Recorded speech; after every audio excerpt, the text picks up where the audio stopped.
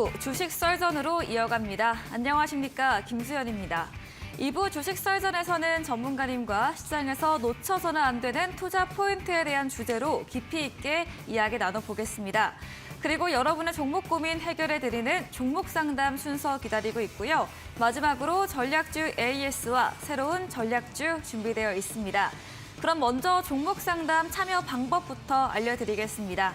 문자 샵 3772번으로 오늘 함께하실 전문가 명동고래 적어서 보내시면 저희가 답장으로 입장 가능한 채팅방의 링크를 보내드리고 있습니다. 또 포털 검색창에 슈팅스타 검색하시고 사이트 들어오셔도 종목 상담 코너가 있습니다. 종목의 이름, 매수하신 가격, 비중 3가지 올려주시면 저희가 방송 시간을 통해서 종목 고민도 해결해 드리고요. 또 종목 상담 선정되시면 커피 교환권도 함께 보내드리니까요. 여러분의 많은 참여를 기다리고 있겠습니다.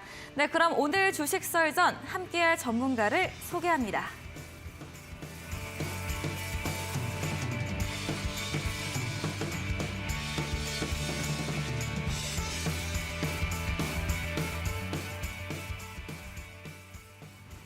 네, 주식 썰전 오늘은 명동고래 전문가님과 함께합니다. 전문가님 어서 오세요. 네, 안녕하세요. 네, 반갑습니다. 네, 반갑습니다. 네, 그럼 바로 오늘의 썰전 주제 확인해 보고 오겠습니다. 네, 오늘의 썰전 주제입니다. 주식 투자에 대해서 5단계에 대한 주제로 이야기 들어보겠습니다. 톱다운 투자 전략입니다.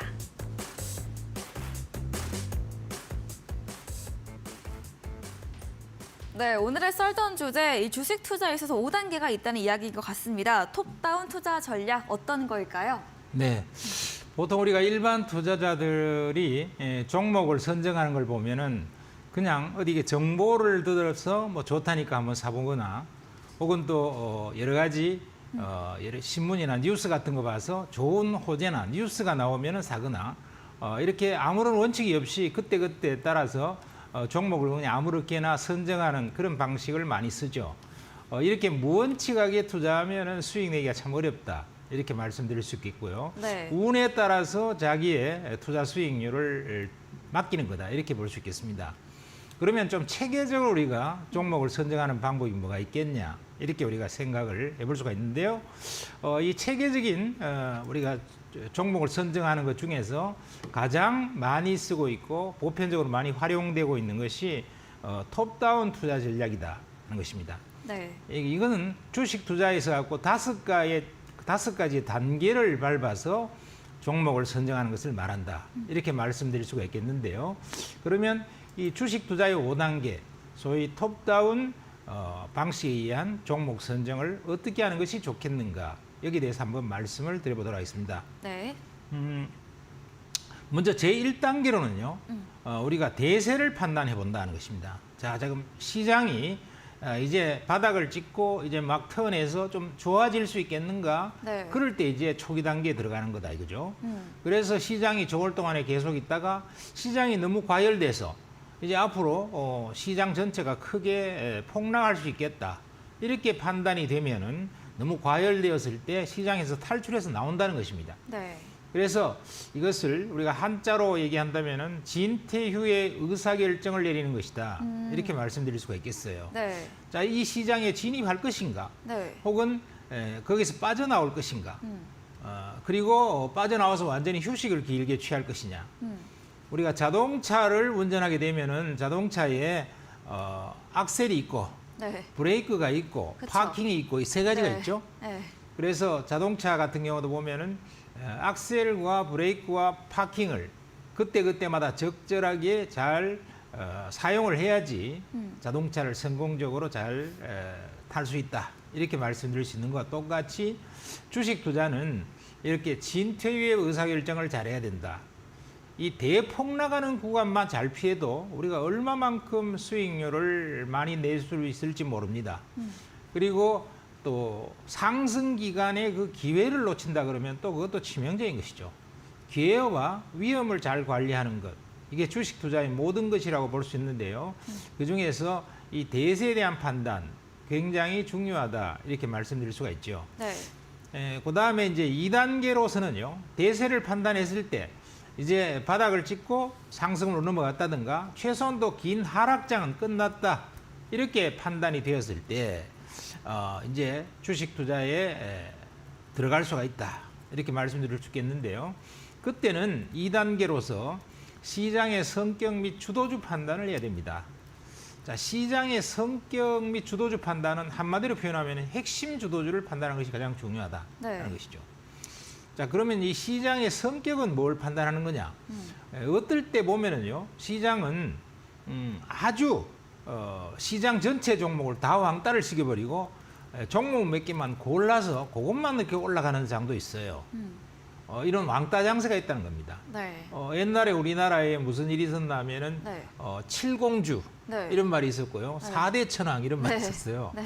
그때는 막 기관들이 중점적으로 끌어서 올라가는 7개의 종목과 4개의 종목만 부지런히 오르고 나머지 종목은 다 안 올랐다는 것입니다. 네. 1년 내내 그랬으니까 그 종목 안 가는 사람은 얼마나 서럽고 고통스러웠겠습니까? 그러니까요.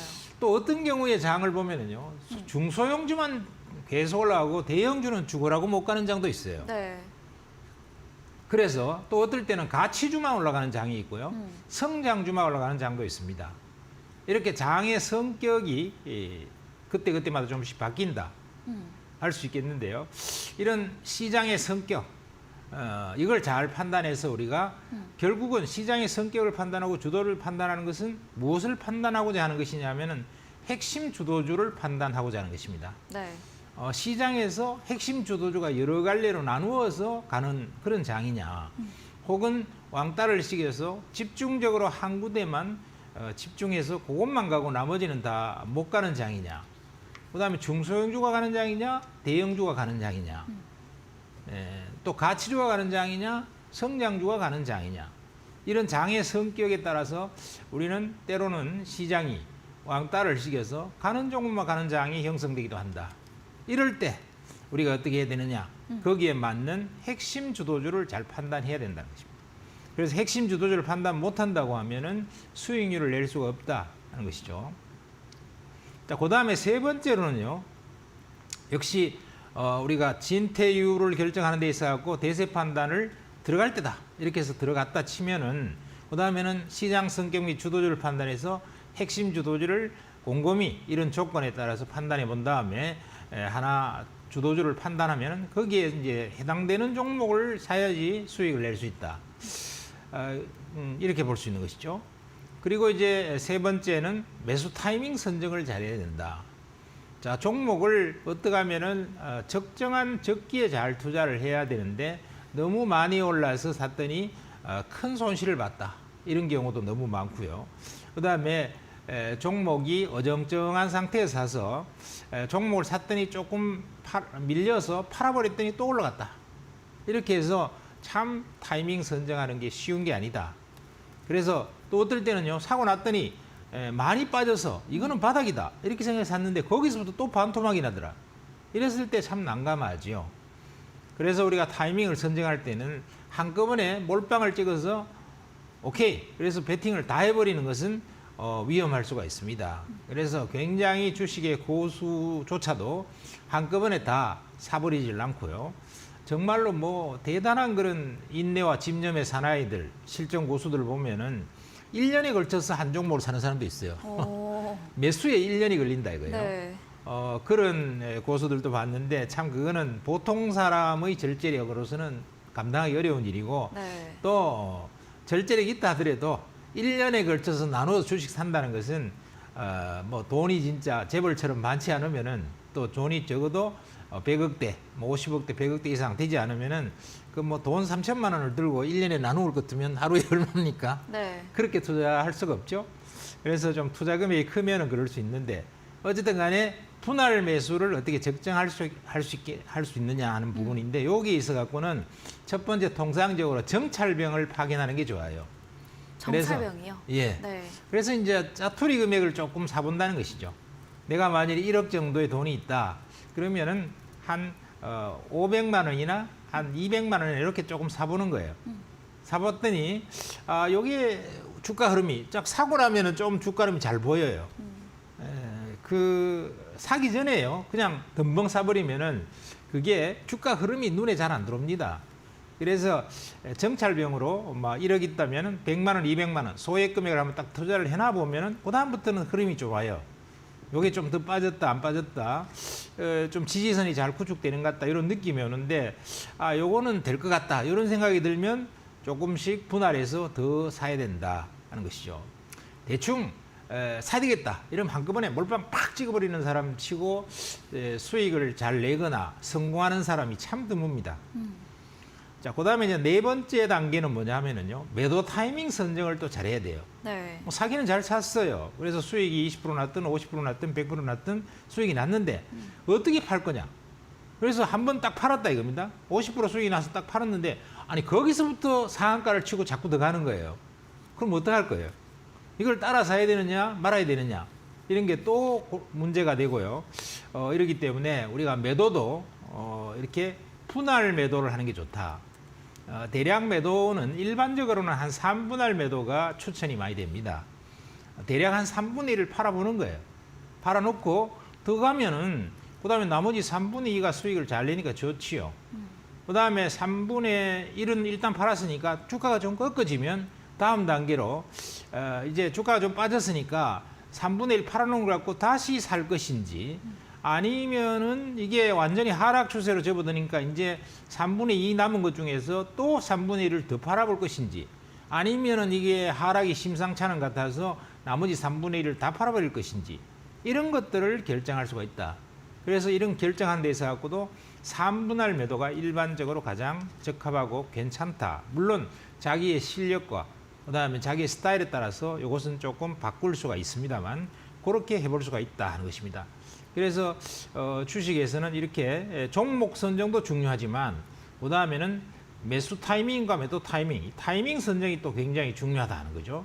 그래서 타이밍 선정을 잘 해야만 우리가 투자를 좀 성공리에 마무리를 잘할 수 있다. 주식 투자는 우리가 아무렇게나 발만 들인다고 잘 되는 것이 아니고 끝 마무리를 어떻게 잘하느냐 따라서 수익률이라든가 이런 것들이 천차만별로 갈라질 수 있습니다. 네. 그다음에 이제 마지막 5단계는요. 매매 복귀 및 관찰을 해야 된다는 겁니다.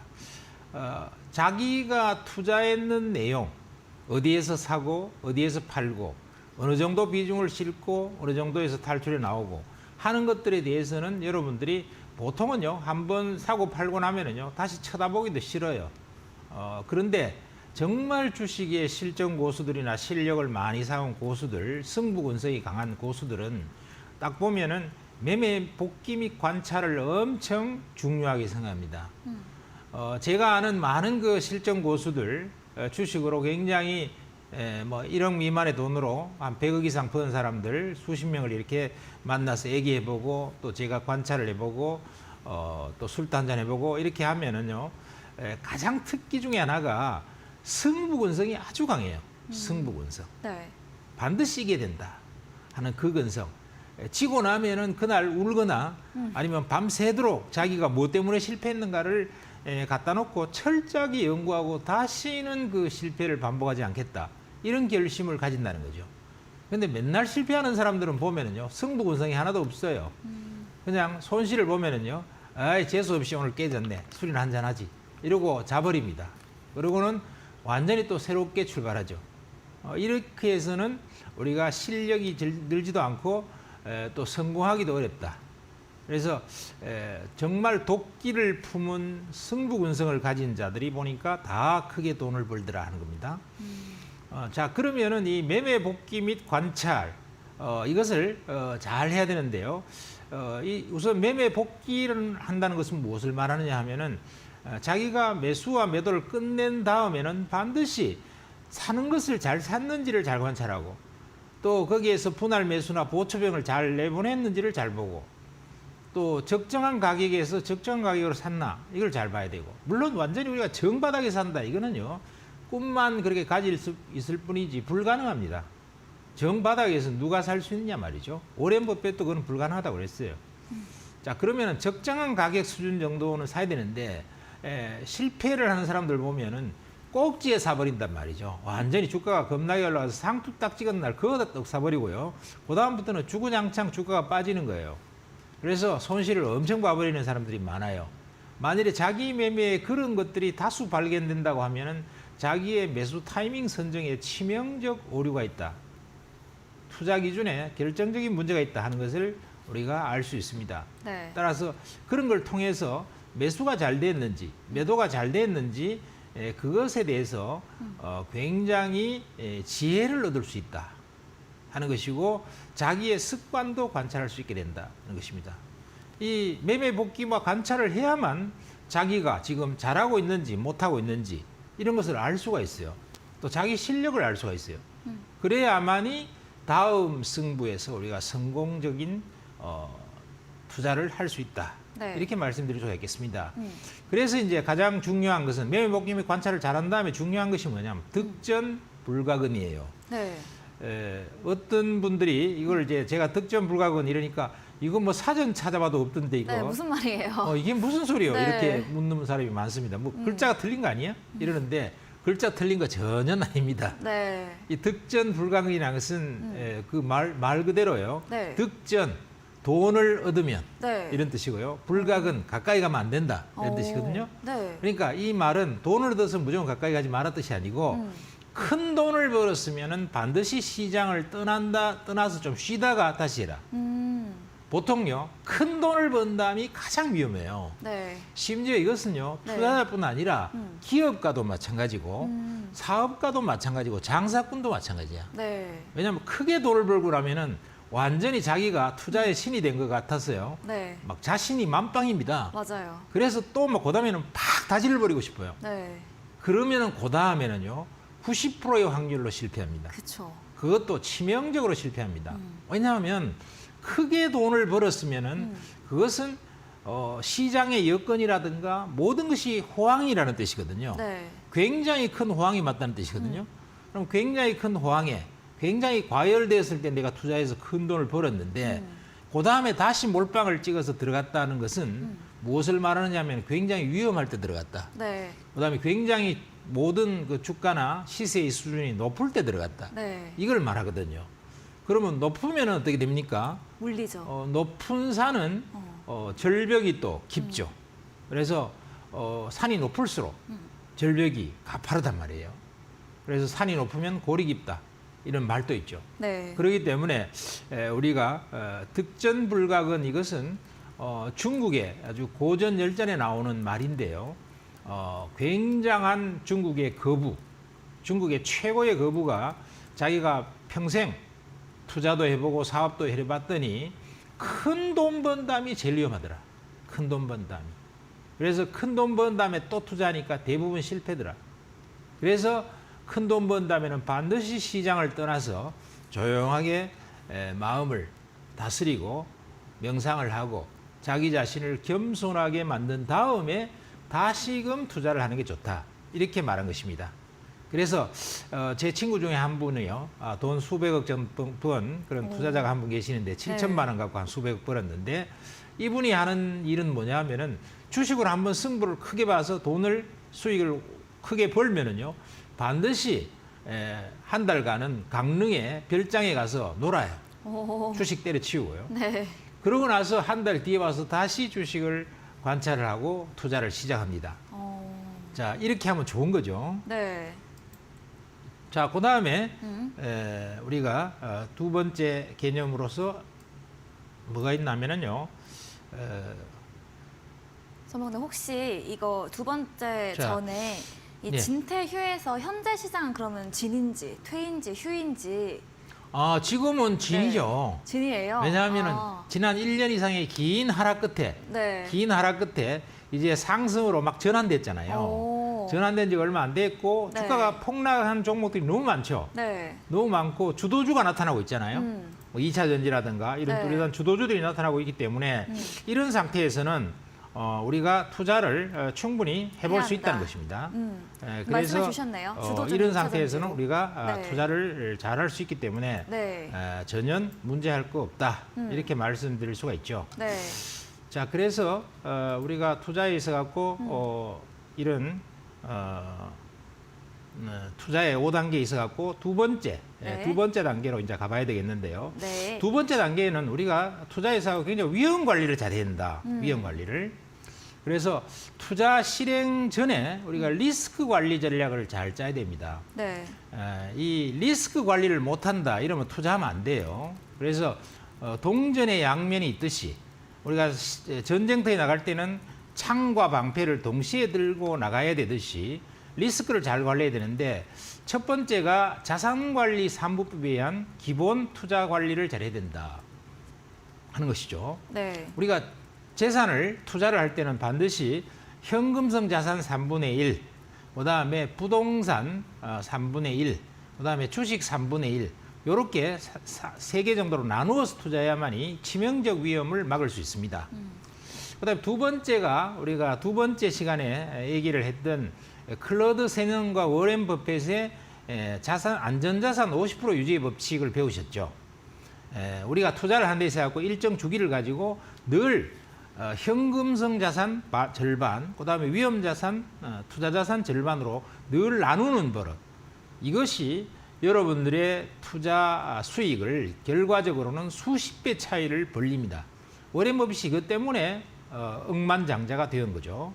그다음에 이제 일반적으로 마지막에 여러분들께 말씀드릴 수 있는 것이 리스크 관리 전략이다 하는 거죠. 리스크 관리 전략은 과도한 버블 섹터나 시장에서는 탈출해야 된다 하는 거하고 두 번째는 부실주, 그다음 짧은 업력, 잘 모르는 주식은 회피해야 된다 하는 것입니다. 그리고 기본적으로 종목은 한 3종목 정도 이상 나누어야만이 기본적 리스크를 관리할 수 있다 이렇게 말씀드리겠습니다. 네, 이렇게 오늘도 강의해 주셨습니다. 현재 시장은 진해 시장, 나아가는 매수를 잘 해야 하는 시기이고요. 주도주는 2차 전지 언급해 주셨고 또 분할 매수, 분할 매도와 함께 수익을 냈으면 잠시 시장과 멀어져야 한다. 이런 관리 전략까지 강의 들어봤습니다. 오늘도 강의 도와주신 명동고래 전문가님과 방송 이후에도 더 많은 이야기, 전략을 듣고 싶다면 문자 샵 3772번으로 명동고래 적어서 보내시면 저희가 답장으로 입장 가능한 채팅방에 링크 보내드립니다. 그리고 화면 하단에 QR코드도 보이시죠? 휴대폰 카메라 대시면 입장 가능하니까요. 편하신 쪽으로 들어오셔서 전문가님과 실시간으로 더 이야기 나눠보시면 좋겠습니다. 저희 방송 직후이죠. 또 9시부터 명동고래 전문가님께서 오늘 무료 온라인 공개 방송도 예정 중에 계시는데요. 전문가님께서 9시에는 또 어떤 주제로 이야기해 주실까요? 네, 오늘 무방의 주제는요. 2차 전지의 생태계 변화하고 그다음에 바닥권에 있는 2차 전지 출발 종목 3종목을 말씀드리겠습니다. 네. 2차 전지가 지금 생태계가 굉장히 넓어지고 확장되고 있고 고속 성장하고 있죠. 그래서 생태계에 대해서 그 핵심과 본질을 정확히 익혀야만 우리가 투자를 잘할 수 있겠다 이래 싶고요. 그다음에 두 번째는 많이 올라간 종목, 물론 더 갈 만한 기가 막힌 종목들이 많습니다. 특히 양극재 단에서는요. 강력한 주도주기 때문에 꼭 우리가 사야 되지만 그와 더불어서 바닥권에서 출발하는 종목 이런 것도 리스크를 굉장히 피하고 싶은 사람들은 필요하기 때문에 이런 종목 한 3종목 정도 말씀을 드리도록 하겠습니다. 네, 잠시 후 이어지는 9시 무료 온라인 공개 방송에서는 2차 전지 흐름에 대한 주제와 함께 리스크를 피할 수 있는 이 바닥권 탈출 종목에 대한 주제로 진행해 주신다고 합니다. 포털 검색창에 슈팅스타 검색하시고요. 사이트에 들어오시면 명동고래 전문가님 사진 바로 아래에 방송 입장 가능한 버튼이 있습니다. 클릭하시고 9시부터 참여해 보시면 되겠습니다. 저희 그리고 마지막 코너 도전 상한가에서는 전략주에 대한 힌트를 알려드리고 있습니다. 힌트를 듣고 정답을 아시는 분들도 9시 명동고래 전문가님의 무료 온라인 공개 방송에 들어오셔서 채팅창에 정답을 올려주시면 저희가 추첨 통해서 커피 교환권 함께 보내드리겠습니다. 네, 오늘 썰전 주제 정리해보고 돌아오겠습니다.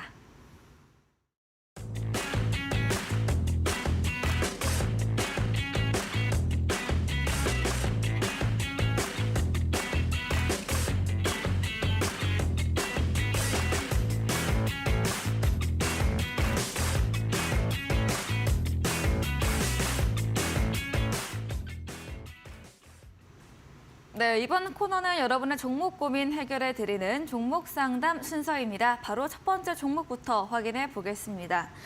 덱스터 올려주셨습니다. 매수가 15,000원, 비중은 15%인데요. 메타버스 관련주 덱스터 오늘 소폭의 강보합으로 12,450원으로 좀 거래 끝냈습니다. 손실 구간인데 덱스터 올라갈 수 있을까요? 네, 덱스터 이거는요 장기간에 걸쳐서 굉장히 많이 폭락을 했는데 요번에 네. 이제 작년 12월 달에 반등 한번 세게 줄 때 그때 이제 15,000원 꼭대기 비슷한 가격에서 거의 샀어요. 너무 높게 사셨죠. 네. 너무 높게 샀는데 지금은 꽤 한 20% 가까운 손실이 나고 있는 구조다 이렇게 말씀드릴 수 있겠는데요. 한마디로 말씀드리면은 상당히 어렵겠다 이렇게 생각이 됩니다. 네. 손절하고 좀 나오는 것이 좋지 않겠냐. 반등을 줘도 아주 미미한 반등밖에 없을 거다 이렇게 생각이 들고요. 네. 손절하는 것이 맞겠다 이런 생각이 드는데 우선 이 회사의 기본적인 그 내용을 보면은 시총 3,100억인데요. 우선 그 적자도 한 62억 정도 났고 메타버스 관련주다 그래서 좀 올라갔을 때 비싸게 샀는데 지금이 이제 금리가 계속 올라가요. 그래서 네. 금리 상승기에는 이 기술주라든가 이런 것들은 굉장히 어렵습니다. 거기에다가 실적도 별로 안 좋고요. 그다음에 메타버스 관련주는 지금 시장의 주도주가 되기가 어렵죠. 그렇기 때문에 웬만하면은 뭐 반등 살짝 줄 때 정리하고 나오는 것이 맞지 않겠나 이렇게 판단이 됩니다. 네, 덱스터에 대해서 금리 상승기로 기술주가 상대적으로 어렵고 또 실적도 뒷받침해주지 못하는 만큼 매수 구간까지는 좀 어렵다 의견 제시해 주셨습니다. 반등이 나올 시에 정리해보자 이렇게 말씀해 주셨네요. 다음 종목은 이지바이오입니다. 매수가가 5,500원, 한 작년 3, 4, 5월 가격 같고요. 비중이 꽤 큽니다. 30%이고 오늘은 3,950원으로 역시나 손실 구간인데 이지바이오는 또 어떤 말씀 들어볼 수 있을까요? 네, 이지바이오도요. 보면은 지금 비중도 조금 크고 주가가 네. 5,500원에 사셨는데 거의 이제 단기적인 상투권에 사셨어요. 네. 그래서 상당히 조금 어려운데 다만 이 회사 같은 경우는 이익은 좀 냅니다. 부채는 좀 많지만 이익은 좀 내고 있어서 반등 정도는 살짝 줄 수 있는 정도는 되겠다 이렇게 생각이 되는데요. 이 반등의 폭을 너무 크게 보면 안 되겠다 이렇게 생각이 들고요. 그저 한 4,100원 정도 그 정도 반등 정도 줄 수 있지 않을까 싶은데 살짝 반등 주면 팔고 나오는 게 좋겠다 생각되는데 이런 바이오 주식들은 지금 시장의 주도주 맥락이 안 맞죠. 네. 그래서 상당히 고생을 좀 하실 것 같습니다. 네. 제가 아까 잘 못 들었는데 이 가격이 4천 얼마 선에 오면 정리해보자고 한 하셨죠? 4,100원에서 200원 정도. 네, 알겠습니다. 네, 반등은 나올 수 있는데 상승폭은 좀 크지 않을 것이기에 4,100원에서 200원 가격 전략 세워주셨습니다. 다음 종목은 아난티입니다. 매수가가 7,530원이고요. 비중은 15%인데 아난팅도 약간 리오프닝 기대감도 있고 뭐 호텔 이런 관련 종목인데 오늘은 7,210원으로 마감을 했습니다. 어떻게 보실까요? 네, 아난티는 뭐 실적도 좀 좋고 네. 그다음에 콘도하고 그다음에 이런 뭐 골프장 같은 거 이런 사업을 하는데 사업은 잘하고 있어요. 네. 잘하고는 있지만 어쨌든 건설 내지는 레저 휴양 개념인데요. 지금 리오프닝이 있으니까 약간의 어떤 다른 건설주보다는 좀 좋은 측면이 있기 때문에 바로 앞에 고점대 정도 보시면 될 것 같아요. 네. 그래서 그런 정도 선까지만 보시면 안 되겠나 싶은데 고점대가 가격은 한 8,000원 정도 걸려 있네요. 네. 그 정도 선에서 정리하고 나오는 걸로 이러면 어떨까 싶습니다. 네, 아난티는 직전 고점인 8,000원대에서 좀 정리해보자 이런 의견 주셨습니다. 다음 종목입니다. AI 관련주 셀바스 AI입니다. 매수가가 29,000원으로 최근 거의 고가 매수를 하셨고요. 비중 10%인데 오늘 28,100원으로 마감을 했습니다. 셀바스 AI도 고가이신데 네. 어떻게 하면 좋을까요? 셀바스 AI도 뭐 단기적으로는 굉장히 좀 높은 가격에 사셨네요. 네. 그렇게 높은 가격에 사는 것은 별로 좋은 그것은 아니죠. 특히나 이런 것들은 셀바스 AI는 기술적인 그런 기술은 상당히 탁월하지만은 네. 실적은 별로 신통찮기 때문에요. 네. 이런 실적이 좋지 않는 주식에 높은 가격에 사는 것은 상당히 단기적으로 좀 위험할 수 있습니다. 그렇지만은 이 셀바스 AI의 기술력은 일단 음성 합성 분야에서는 국내에서 1위다 하는 것이고 음성 인식률도 한 98% 되니까 인공지능에 관련돼서 기술은 좋아요. 기술은 좋아서 조정을 좀 받으면은 다시 한 차례 반등은 줄 수 있을 거다. 이렇게는 생각이 되어서 되지만은 어쨌든 비중이 높다면은 한번 정리를 반등을 이용해서 정리를 하고 다시 이 주식을 사는 것도 생각해 볼 수 있지만 비중이 한 10% 정도면은 한번 포트폴리오로서 기술이 좋으니까 조정을 받은 다음에 또 한 번 더 갈 걸 생각하고 보유하는 전략도 가져가 볼 수 있겠다. 이렇게 생각이 됩니다. 네, 셀바스 AI 음성 인공지능 기업이죠. 기술력이 좋은 회사인 만큼 보유로 의견 남겨주셨습니다. 오늘 종목 상담은 여기까지 진행해 보겠습니다. 더 원하시는 분들은 문자 샵 3772번으로 명동고래 적어서 보내시면 저희가 답장으로 입장 가능한 채팅방에 링크 보내드리고요. 또 포털 검색창에 슈팅스타 검색하시고 사이트 들어오셔도 종목 상담 코너가 있습니다. 종목의 이름, 매수하신 가격, 비중 올려주시면 방송 시간을 통해서 여러분의 고민을 해결해 드리겠습니다. 저희는 다음 코너 포트폴리오 AS 시간으로 돌아옵니다.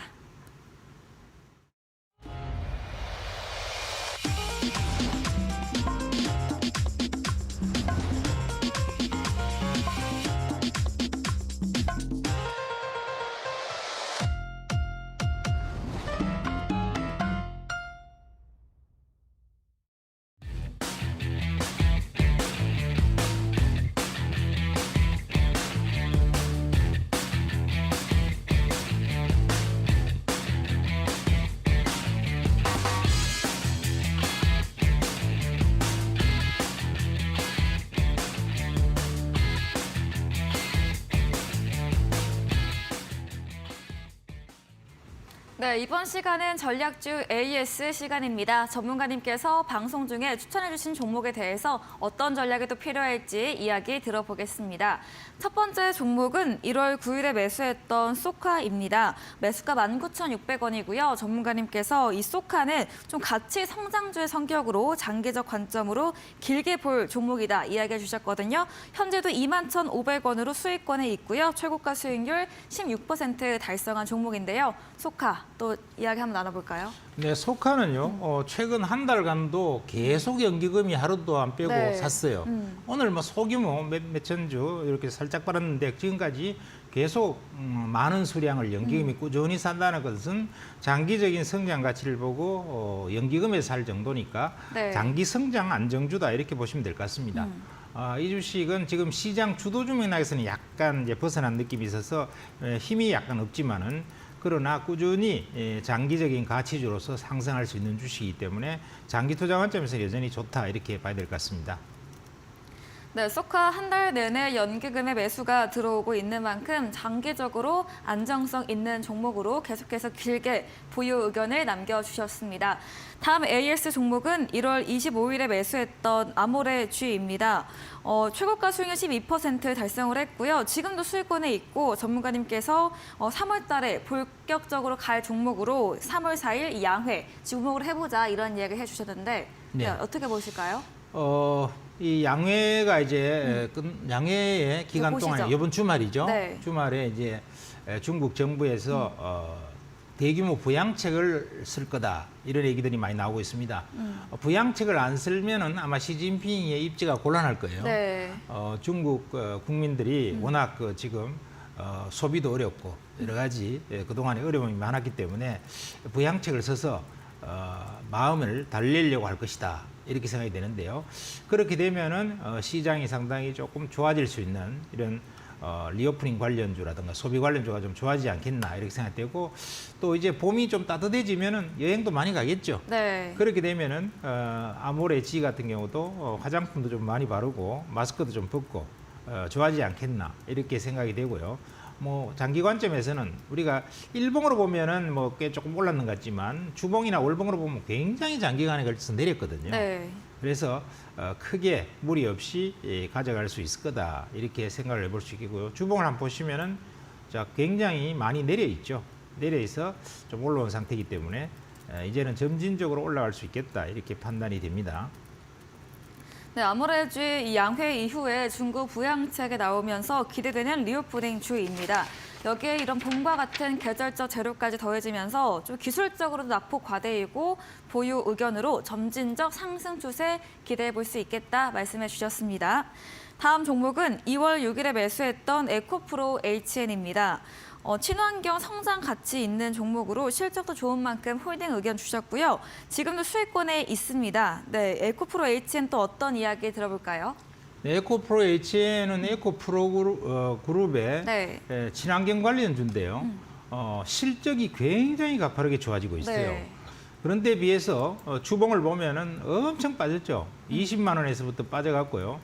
5만 원대 이렇게 걸려 있기 때문에 이 정도면은 뭐 바닥에서 별로 오른 것도 없고요.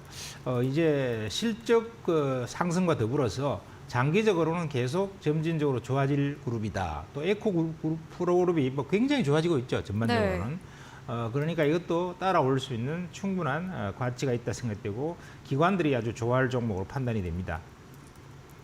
네, 에코프로 HN 실적이 좋은데 비해서 주가가 현재도 너무나 저평가되어 있는 위치다 이야기해 주셨고요. 에코프로 상승과 함께 동반될 그런 상승이 기대가 된다 이야기해 주시면서 역시나 보유로 의견 남겨주셨습니다. 다음 종목은 2월 13일에 매수했던 KPF입니다. 가치주로 좀 1만 원까지는 길게 갈 수 있고 또 많이 올라온 만큼 지난 방송 때는 최고가 수익률 25% 달성을 해서 일부는 수익 실현하자 이런 의견 주셨는데 KPF 또 어떤 이야기 들어볼 수 있을까요? 네, 이 종목은 어쨌든 자산 가치에 비해서는 너무 싸다. 가치에 네. 비해서는 말이죠. 그 당시에 그 독립 리서치에서 분석했는 자료에 의하면은 거의 한 2배 정도는 가야 되는데 이게 주가가 너무 싸다. 자산 가치마다라도 우선 SBBK 같은 그런 그 로봇주 같은 이런 성장주도 지분을 많이 갖고 있고 그 외에도 다른 지분 가치도 갖고 있는데 비해서는 너무 싸다. 이렇게 해서 볼 수 있는데 어쨌든 단기적으로 반등을 위해서는 조금만 팔 수도 있겠다 이렇게 말씀드렸지만은요. 조금 장기로 보면 워낙 그 가치도 좋고 좀 실적도 좋기 때문에 지금 실적주가 요즘은 좀 안 가는 어떤 주가 흐름도 있어요. 네. 그러나 좋은 것은 결국 시간이 지나면 가기 때문에 장기로도 보유해 볼 만한데 단기적으로 보면은 요 반등 좀 주었을 때 정리하고 지금 워낙 주도주가 뚜렷한 부분이 있기 때문에 갈아타는 것도 생각해 볼 수 있다. 어제도 뭐 상한가 한번 먹었으면 됐죠, 뭐 그죠? 그 정도면은 뭐 됐다고도 볼 수 있기 때문에 그렇다 이렇게 말씀을 드릴 수가 있을 것 같습니다. 네, KPF 지난주에 수익률 25% 달성한 종목입니다. 실적은 좋으나 단계로는 수익 실현 의견 주셨고요. 역시나 장기적으로는 길게 1만 원 선까지도 보유해보자 말씀해 주셨습니다. 다음 종목은 2월 20일에 매수했던 엠플러스입니다. 2차 전지 이런 파우치형 업체로 낙폭이 과대되어 있고 목표가도 그때 15,000원으로 말씀해 주셨거든요. 오늘도 4% 상승세 나오면서 마감을 했는데 엠플러스는 어떻게 하면 좋을까요? 네, 엠플러스는 2차 전지에 관련되는 그런 장비주죠. 네. 요 엠플러스가 이제 작년도에 그 SK온에다가 이제 납품을 이제 시도하려고 이제 돼 있고 SK온하고 그 관련성이 굉장히 좋아요. 그래서 많이 하려고 그랬는데 이 SK온 자체가 유럽이라든가 이런데 수율도 좀 못 맞추고 해서 이 투자가 장비 쪽에서의 어떤 그런 매출이 일어나기에는 자꾸 지연이 좀 됐어요. 그래서 그것만 제대로 됐으면 아마 주가가 많이 올랐을 겁니다만은 SK온 자체가 그렇게 빠르게 이걸 갖다가 수율을 조금 못 맞추는 바람에 여기 좀 늦어졌어요. 네. 근데 올해는 굉장히 좋아집니다.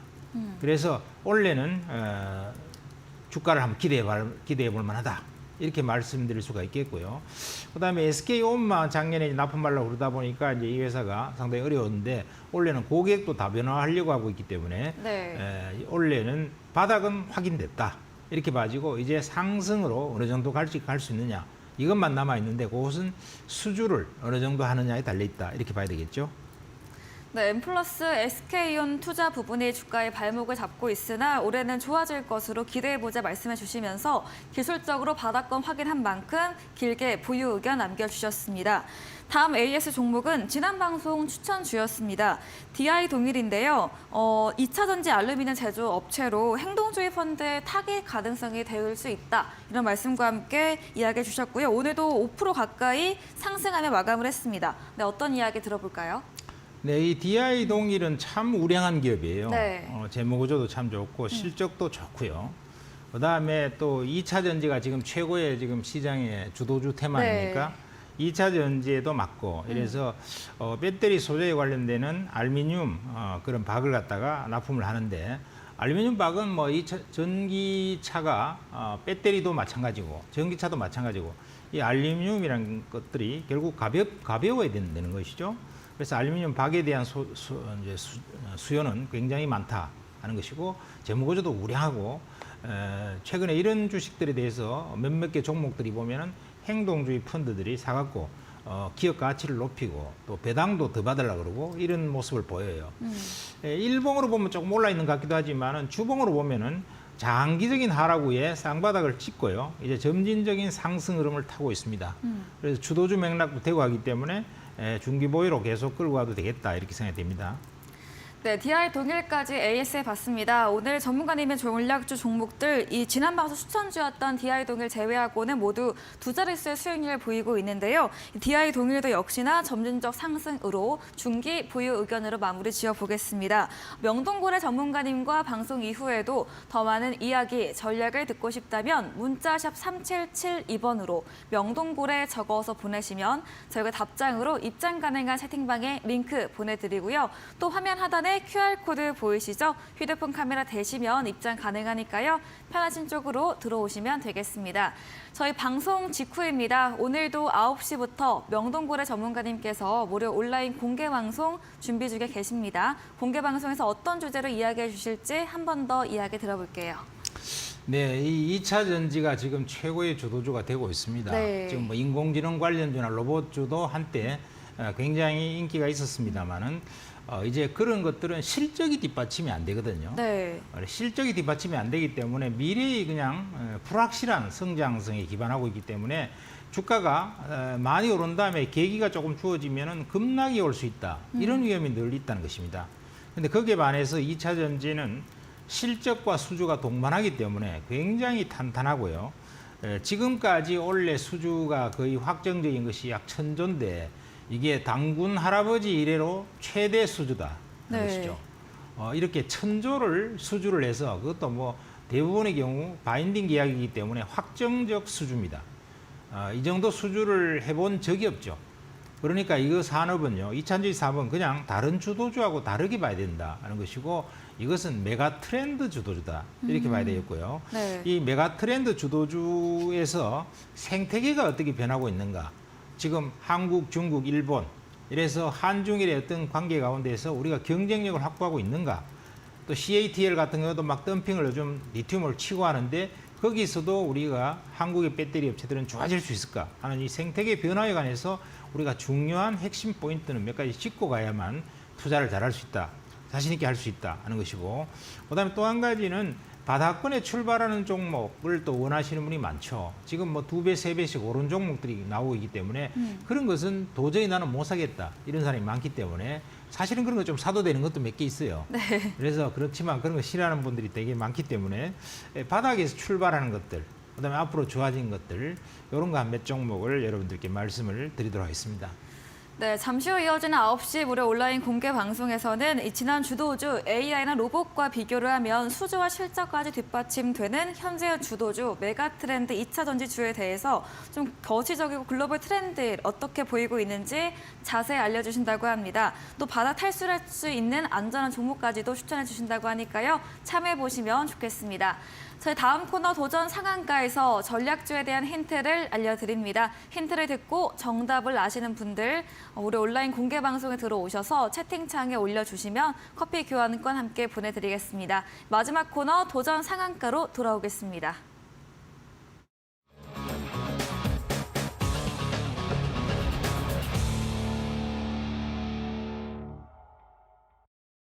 네, 도전 상한가입니다. 이번 주 새로운 전략주 힌트를 들어볼 텐데요. 전문가님께서 지금 말씀을 보면 주도주가 2차 전지이기 때문에 왠지 전략주도 2차 전지일 것 같은데 맞을까요? 네, 맞습니다. 네. 지금은 어쨌든 우리가 주식 투자의 5단계에서 말씀드렸듯이요. 네. 종목을 선정할 때 시장의 성격과 주도주에 대한 판단, 요걸 한 다음에 핵심 주도주를 들어가는 것이 제일 좋다 이렇게 말씀드렸죠. 네. 여러 가지 형태의 주도주가 있는데 그걸 시장의 성격과 더불어서 같이 판단해 보면 역시 2차 전지가 최고의 챔피언 주도주 섹터다 이렇게 말씀드릴 수 있겠네요. 네. 네, 그래서 전략주에 대한 힌트 네, 힌트를 드릴까요? 네. 안 드리면 안 될까요? 네, 알려주세요. 자, 그러면 힌트를 세 가지를 드릴게요. 네. 첫 번째가 이 주식은 배터리 셀. 우리가 2차 전지에는 그 반드시 배터리 셀이 들어가야 되는 것이죠. 그런데 네. 그 배터리 셀은 외부의 충격을 받으면 화재가 날 수도 있고 치명적으로 무슨 문제가 발생할 수 있어요. 그래서 외부의 충격으로부터 보호하는 핵심 부품 중에서 엔드 플레이트라고 하는 이런 외부 충격 보호하는 이런 네. 플레이트 부품이 있는데 이것을 전문적으로 생산하는 기업입니다. 이거는 꼭 필요한 부품이죠. 핵심 네. 부품입니다. 자, 그리고 두 번째는요. 고진공 다이 캐스팅이라고 하는 이런 기술을 적용했어요. 이게 일반 기술이 아니에요. 굉장히 난이도가 높은 그러한 기술, 고품질 기술인데 요걸 적용을 해갖고 차별화에 성공을 했다는 것입니다. 네. 우리가 종목을 선정할 때 중요한 것 중에 하나가 차별화가 안 되면 경쟁력이 없죠. 네. 남하고 달라야지 살 수 있다는 것입니다. 남하고 똑같으면 안 된다. 그래서 에코프로의 이동채 회장님 같은 경우 보면은요, 자기가 이렇게 에코프로 이동채 회장은 진짜 대단하신 분인 것 같아요. 네. 왜냐하면은 저 지방에 있는 별 볼 일 없는 처음에는 2004년도 출발할 때는요, 여직원 하나 데리고 자본금 1억으로 출발했대요. 네. 근데 지금 시가총액이 코스닥에서 시총 1위입니다. 네. 그리고 에코프로 BM하고 에코프로를 합치면은 30조 가까이 되거든요. 네. 벌써 어마어마했는데요. 앞으로 제가 봤을 때는 뭐 30조를 넘어서 최소한도 100조는 넘길 것 같고요. 잘하면 한 200~300조 정도 되지 않는가. 네. 제가 봤을 때 현대차는 뭐 확실하게 넘길 것 같아요. 아, 정말요? 에코프로 그룹이요. 네. 자, 그렇게 본다고 하면은 정말 대단한 그룹인데 거기에 이동채 회장님 같은 경우에 뭐라고 말씀하셨냐 네. 하면은 바로 이런 경쟁력에 대해서 얘기했어요. 네. 자, 압도적 경쟁력을 가지려면 어떻게 해야 되나? 압도적 경쟁력을 가지려면 남이 안 하는 것, 네. 남이 한 번도 안 해보고 내가 제일 빨리 할 수 있는 거, 이걸 해야 된다. 이래갖고 이분이 2004년도에 네. 바로 양극재 여기에 관련돼서 뭔가 배터리 사업을 시작한 거예요. 네. 이 배터리 사업을 2004년도에 시작했다는 것은 정말 놀라운 일이에요. 그러니까요. 그리고 없는 돈까지 달컥을 모아서 2007년도에 제일모직으로부터 이 배터리 양극재 사업을 인수를 받았어요. 네. 이게 삼성그룹부터 인수받은 거죠. 그래갖고 그때부터 12년간 10,000번 이상의 어마어마한 실패를 겪은 끝에 오늘날의 양극재에 성공을 해서 양극재 캐파 수준에서 세계 1위입니다. 지금. 네. 그래서 지금 뭐 에코프로 BM 같은 거는 17조죠, 지금 시총이. 네. 그리고 프로까지 합치면은 30조 가까이 되는데요.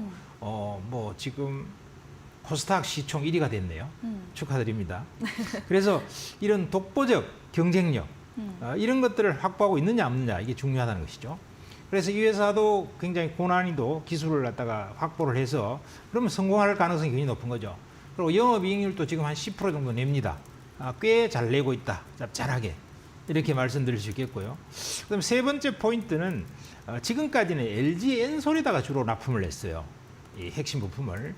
LG 엔솔만 해도 뭐 어마어마한 기업이 됐죠. 그래서 앞으로는 뭐 LG 엔솔이 삼성전자를 능가할 가능성이 굉장히 높은데요. 이 LG 엔솔에서 고객 및 신제품에 대한 다변화를 지금까지는 LG 엔솔에 주로 납품했어요. 근데 앞으로 이제 다른 데도 납품하고 또 제품도 요 엔드 플레이트 외에도 한 2가지 정도 신제품을 지금 개발을 해서 거의 완성 단계에 있습니다. 한마디로 표현하면 앞으로 꾸준히 성장할 기업이 틀림없을 것 같다. 이렇게 판단된다는 거죠. 자, 그러면은 지금 주가 수준을 보면 어떠냐면요. 이게 신규 등록주예요. 등록되고 나서 28,000원대에서 쭉 빠져버려갖고 지금 18,000원대까지 빠졌다가 2만 원까지 한 20% 정도 바닥에서 살짝 올라가고 있는데 지금 강하게 돌파하는 모습이 심상치가 않죠. 그래서 실적도 좀 좋아지고 고객도 다변화하고 기술력도 좋고 엄청 빠져갖고 바닥에서 거래 붙으면서 양봉이 났는데 이런 것들 이제 월요일 정도 장중 저점 매수하는 거 좋을 것 같다 이런 생각이 드네요. 네. 네, 이렇게 전략적 힌트와 매수 전략까지 간단히 말씀해 주셨습니다. 오늘 저희가 준비한 내용은 여기까지입니다. 본 방송에서 제공해드린 정보는 투자 판단에 대한 조언일 뿐이라는 점 참고해 주시기 바랍니다. 오늘도 끝까지 함께해 주신 여러분 진심으로 고맙습니다.